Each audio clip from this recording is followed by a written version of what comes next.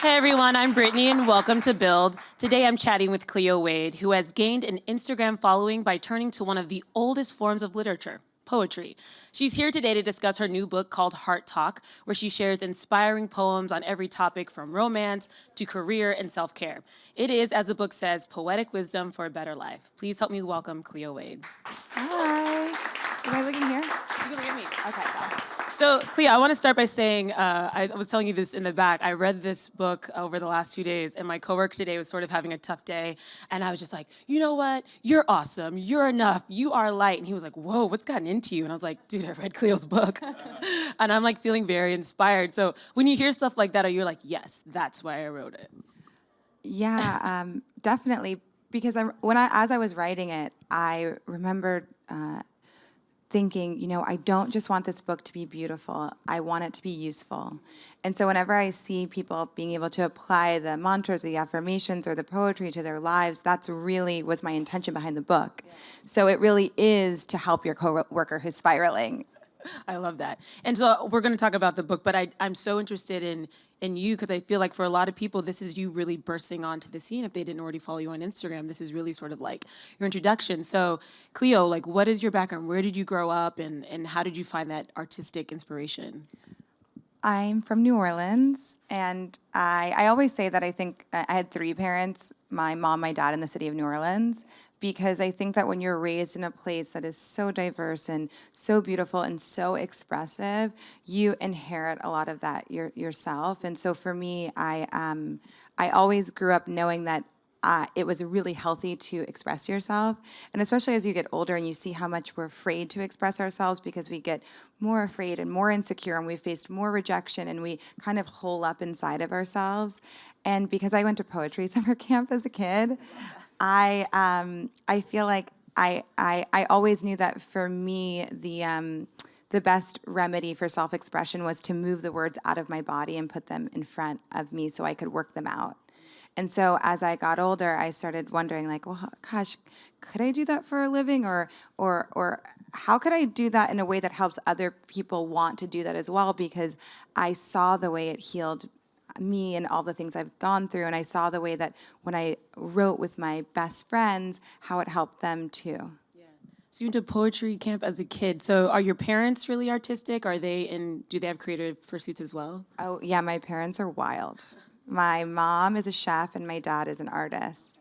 And I remember the day I fell in love with poetry was because I had this teacher who said to me, I was like, I remember being like 7 or something. I was like, how do you write a poem? I don't understand. Like, what is this? And she said, all you have to do is not make any sense. She said, I want you to think of every bird you've ever seen and every color you've ever seen a bird in. And now I want you to write about the one bird you've never seen.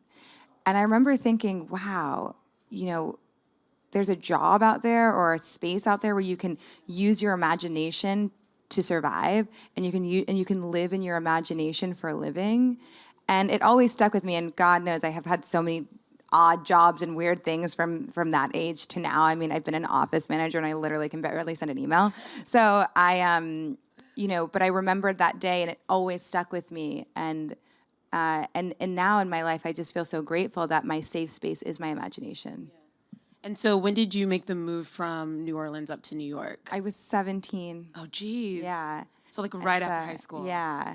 And you were just working random jobs? And I was an intern, and I've had so many jobs. I feel like when you move to New York early, you feel like you have so many lives. Yeah. And then I had this amazing mentor for my artwork because before I started putting poetry on paper, I made them into public art installations.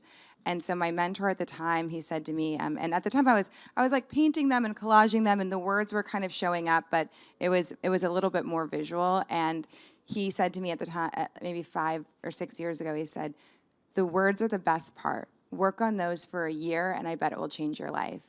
And so I bought this little pink typewriter, and because I had no social media, I was like my last friend to get on social media, which is kind of the joke in my friend group that anyone wants to follow me on social media. And then all of a sudden you blow up, and you're like, so, try. And I did that. I worked on that pink typewriter, which I still have, and I write all of my love poems on. And I just worked on the words for a year. And so where does that creative influence come from? I mean, what are some other authors or artists that you really kind of respect and inspire you? Whenever people ask me that question, I always refer back to more modern writers because for me, the people who I saw not only writing the work I appreciated, but living the life I appreciated and being able to do something in the world with their words is what inspired me the most. So whether that's James Baldwin or Maya Angelou or Nikki Giovanni or Alice Walker or Gloria Steinem, because they were really the first people who I saw as a template. I was like, oh, wow, so Gloria Steinem organized like this, and that's how she made change. I could start there. Or I was like, oh, you know, James Baldwin found a way to just move people to the streets with his writing, or Nina Simone found a way to make people riot through her words. And Maya Angelou told the story of our ancestry in her writing, and could turn anything, you know, what could be so ugly and sad into something so beautiful. And Alice Walker introduced new words into our language as Black women. And so when I saw that, I was like, okay, that's where you start. And now for me in my life, why it's so important for me to constantly tell my story in the ups and the downs and the fear and the faith is because I know that there's a young girl out there who I might be her template and I might be her starting place. And obviously I can't wait till she smashes that template open and makes it into something bigger and more beautiful than I ever could. But I do know that most young girls are looking for the starting place, because I was. I think you've totally nailed it. I think we all, and correct me if I'm wrong, but have like something we read at one point, a book, a poem that just really sticks with you and kind of influences and changes who you are and the way you Shifts think. you. Yeah, it's really transformative. I'm a writer as well, and so it's like I can think back of this little book of poetry I had when I was a kid, and it's like that changed how I approached it. So that's interesting that that's like what kind of fuels you for sure. And you dedicated the book to people who are different, people who feel different, people who think different. Why? I mean, I didn't even took the road less traveled. I feel like I got a machete and created a road. And so for me, you know, I was a horrible classroom learner. I was such an insecure teenager. Spent so many years of my life being someone I wasn't proud of. And then when I decided to make these micro shifts, because I didn't have, you know, for me, I didn't have that hit rock bottom moments and change my life. I had these like simple aha moments, and that's why the book has a certain lightness to it, because, you know, like you said, even with your colleague, it's easier to make those micro shifts. Like, you're awesome, you're amazing, it's okay, rather than, you know, I think sometimes it can be overwhelming to say to someone like, oh, you know what, maybe you should see my therapist today. And I've had a lot of people along the book tour say, you know, I haven't been able to go to therapy because that's really hard for me and it's too painful for me, but I keep your book next to my bed and I read it every night before sleep, and that's what helps me. And so for me, those kind of micro adjustments were so important, and those are the things that changed me so much as a woman that I am so proud of today, and someone who can kind of live outside the box and enjoy that, because outside the box is where you're free. Yeah.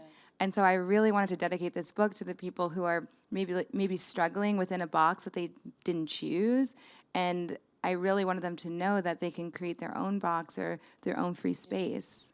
Do you feel like it's easier or harder for kids now? Because there's times when I'm like, oh, well, you know, media has helped because there's representation and there's diversity and kids can see themselves reflected. But then at the same time, I look at social media and the effect that can have. And so I'm just curious, like, do you think that being different thing is easier or harder now? You know, I think everything is the intention you put behind it. I think media can be used as a tool or a weapon. And I think that the better conversation we have to have with kids is, how do we use it? How do we make this a tool? You know, a hammer can break every window of your neighbor's house, or it can be the thing that's necessary for you to build your dream home.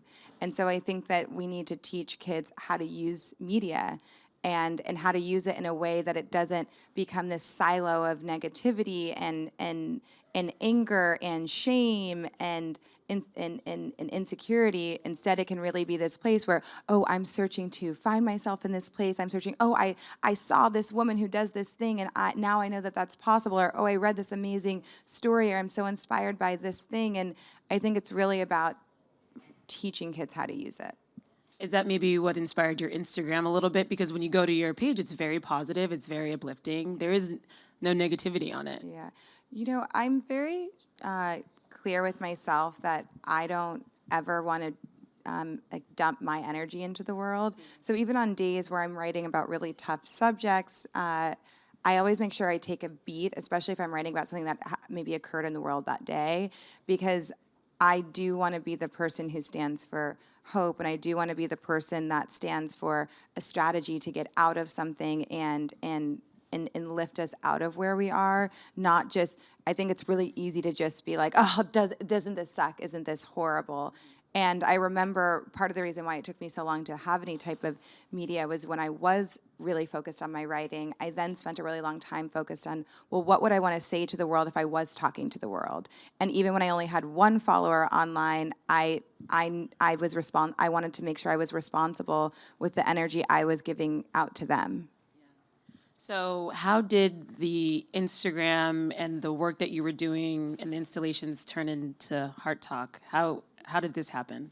Well, Heart Talk is 90% new material. Okay. So what's really, I remember this was the book that no one wanted. I mean, this is like the little book that could. It was that when I was writing it, everyone was like, write that book of traditional poetry because I have such a huge volume of work. And they're like, oh, you can just compile it. You could get it out in 6 months. And I remember saying to the publishers as I was selling it, I was like, that's not the book I'm going to make. I was like, I know I could make that book.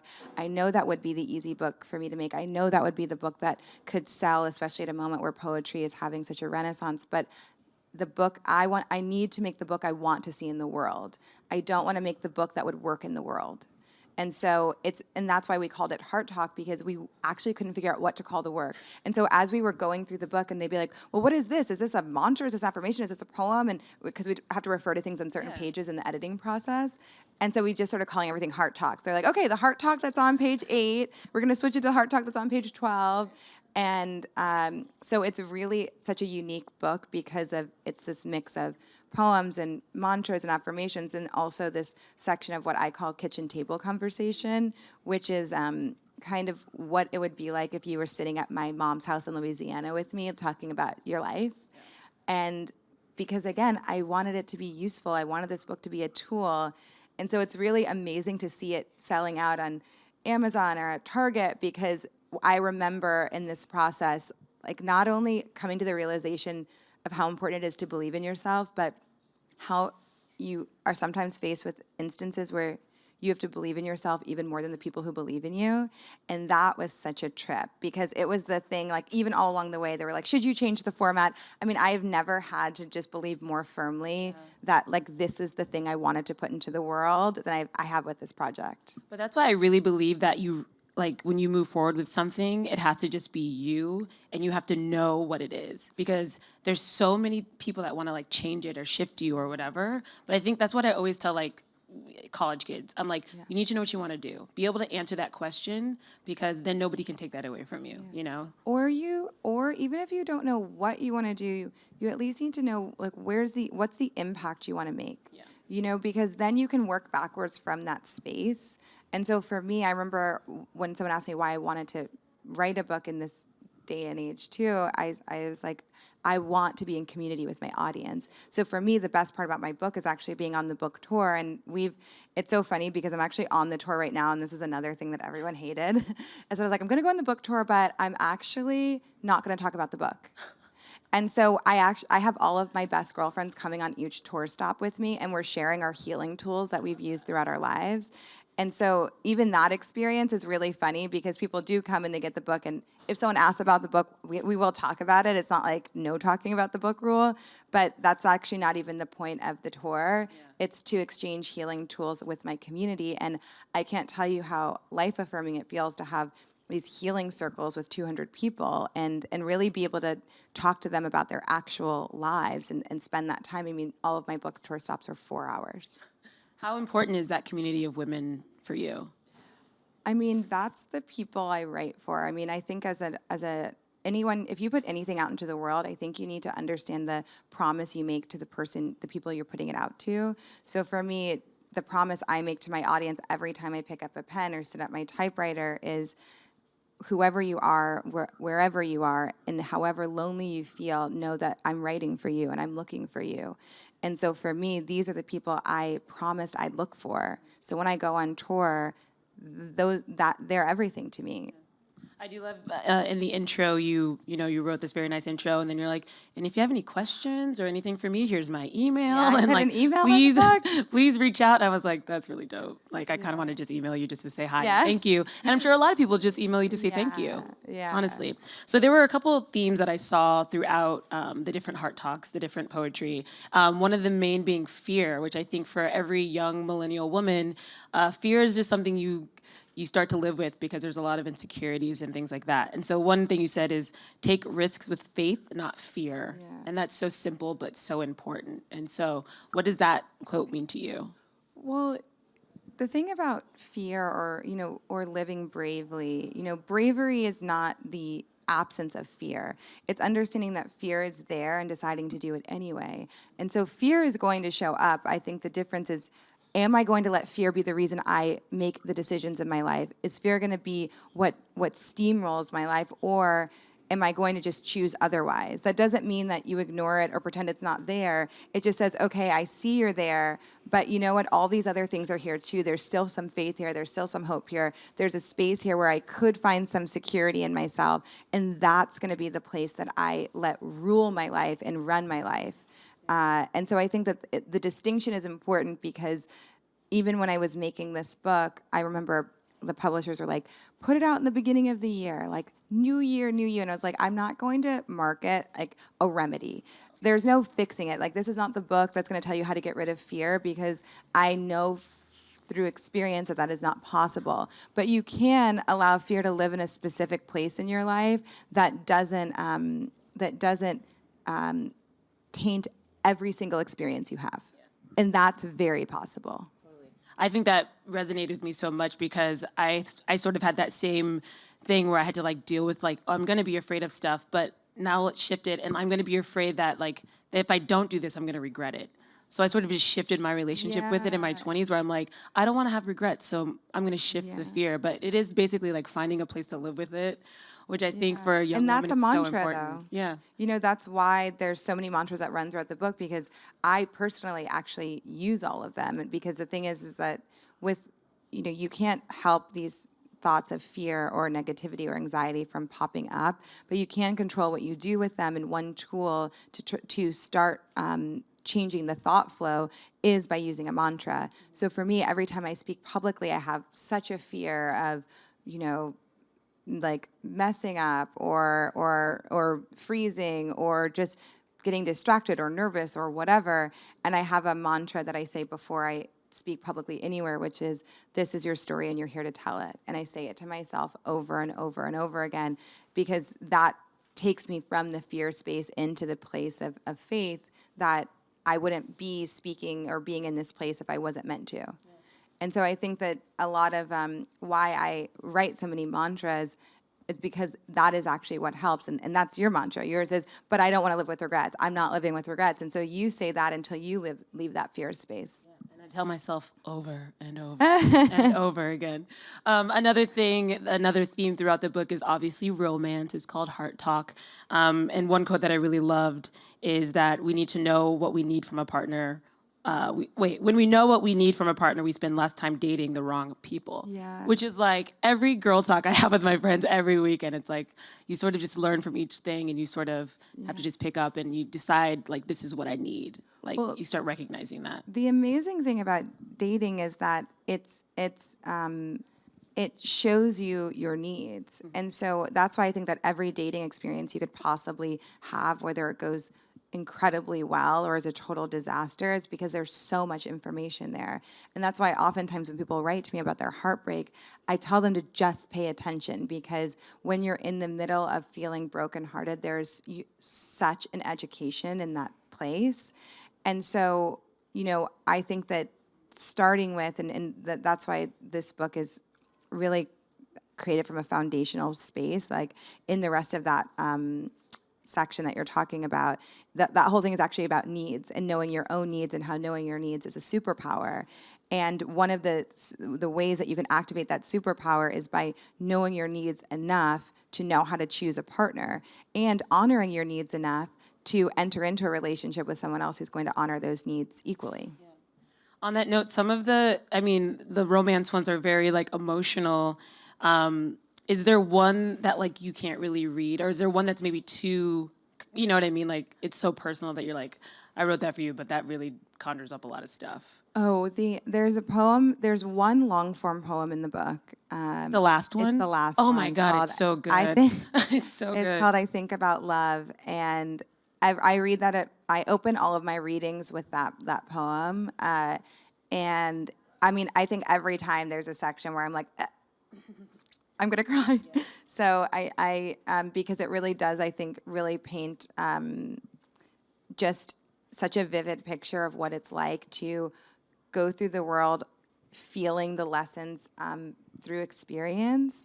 And that is the hardest part about, being in romantic relationships is every lesson you learn it only through experiencing it. And the experiences can sometimes be so brutal. But the coolest thing about, you know, pain or suffering is that it always eventually turns into something else. And so I think for me, I try to make sure that I either wait long enough to write it in the right way so that it can turn into something beautiful. And sometimes if I wait long enough, it turns into something helpful. It's really beautiful. I think we have some audience questions now. Hi, thank you for being here. Hi. So you mentioned earlier that poetry is kind of having a renaissance. Why do you think that is? You know, I remember reading recently this quote from John F. Kennedy, and he was really the first president who made sure that there was a poet at the inaugurations. And I think that during times that feel like heightened fear or pain, I think that art really allows us to name what's happening so that we can then move through the emotions. And so I think that for poetry, it's such an emotive experience, and it's just so emotional that I think that when we do feel like we're underwater with all the things we're thinking about and all the fears we're having, maybe based on whether it's, living in a 24-hour news cycle, or being and really being able to see the pain and suffering around the world in such real time constantly, which is relatively new for us as a civilization.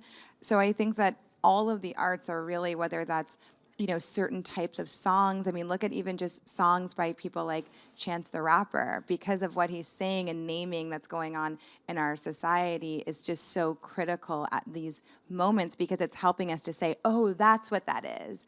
And so I think that poetry just does such a great job of naming what we're feeling. I think a lot of people who aren't writers have a hard time finding words for things. And so when they read something, they're just like, yes, that's what I want to say. That's how I feel. Hello, thanks for being here. So I have your book and I love it. And I know in the beginning you mentioned that you wrote all of these poems in your apartment in New York. Yeah. And I was just wondering where you find inspiration here, or what about New York kind of inspires you? Well, I really find my inspiration from my group of friends and also strangers. I mean, I think that you can't really write about emotional experience, or at least write about that well, if you're not a good listener. And so for me, having a really dedicated, compassionate listening practice is what has radically changed my writing and made it so much better. And I think that as an artist, especially if when you're speaking to current times and current themes, you really can't do that without listening to the people around you. So I'd say most of my inspiration comes from listening to others, whether that's my neighbors when I ask them how they're doing and I really listen to what they say, rather than saying, how many times do we actually not, how many times do we just not listen? So we're like, how's it going? They're like, I'm good. We don't even give them the opportunity to expand on those thoughts most of the time. And so I think that having a really dedicated listening practice is probably my biggest inspiration. And one more? Hi. Hey. So I was wondering, is it easy or is it hard for you to express how you're feeling on into a poem? Because last week I wrote a poem for the first time and it got published in my school magazine. Congratulations. Thank you. That is so awesome. And it was the first time I've ever wrote a poem, so I was wondering if you ever felt like that when you wrote your poems. You know, I think that writing is a magical experience. I think that when you put words on paper, you made something that 5 minutes ago wasn't there. And sometimes the magic is just spot on, which I'm sure is what you experienced last week. And I was actually just interviewing one of my heroes, Alice Walker, a couple of days ago, and she was saying that the reason that writing is just so magical is that it gives you the ability to see into a world that otherwise you wouldn't have been able to see into. And so for me, whenever I'm writing, I always make sure that I keep in mind that it's a magical practice. And I think that sometimes I get to have days like you had, and sometimes the magic doesn't come so easy. Well, Cleo, I personally love the book because I think it just reminds all of us how important it is to tell our own stories, and that our experiences are more universal than we like to think they are. So everybody can go get Heart Talk right now on Yes. Amazon or any bookstore. I really Amazon, encourage it. Target, Barnes & Noble, Wherever you buy your light wherever reading. you buy your life books. Exactly. Guys, give it up one more time for Cleo. Thank you.